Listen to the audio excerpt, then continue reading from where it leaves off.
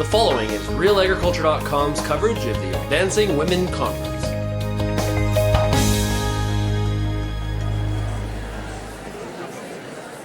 Well, as I shared at the conference, I think there's kind of like three basic things.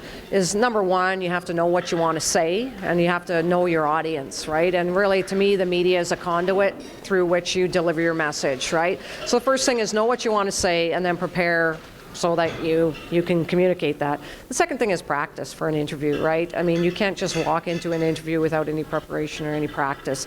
And communication is a skill, and you can learn to get good at it. And the more you do, and the more you talk to media, the better you get. Or maybe it's not necessarily you get better, you get more comfortable. And I think a lot of people are initially intimidated. And my message was really just like, don't be intimidated, because you do know more about the subject than they do. And then the third thing that I think is really important is to develop relationships with media. Know who they are outside of their day-to-day jobs.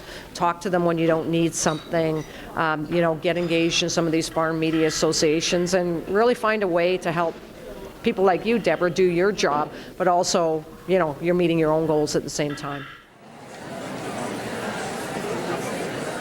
Well, the pregnant pause is kind of that quietness, and it happens sometimes in radio, and it also happens with a really good interviewer. Barbara Walters, I think, was the classic, right? So you're having a conversation, the reporter will ask you a question, you give your answer, and then the reporter then it goes quiet. And the natural tendency of most people, me included, is to think, oh, maybe I didn't answer that question, maybe I should say more. And so then you say more, and then you say more, and now you're kind of off message and you forgot what you were talking about. And so I kind of call it, I don't know if it's a trick, but it generally is a way that a reporter will try and get you to talk more. So just wait for the question and, keep it short and answer your question, and you'll be done with it. Nice work. See, you didn't jump in. Good fake. Yeah, I think a lot of people have said this in all the presentations, and I think it's the same with media. And really, having a conversation with the media is really no different than having a conversation with somebody else.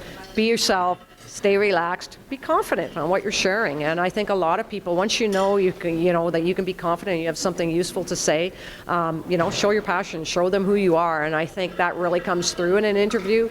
And then people will understand, people who are reading your story or watching a video will understand that really you are a genuine person and you're just trying to do your job and you're trying to share your side of the story, whatever that may be.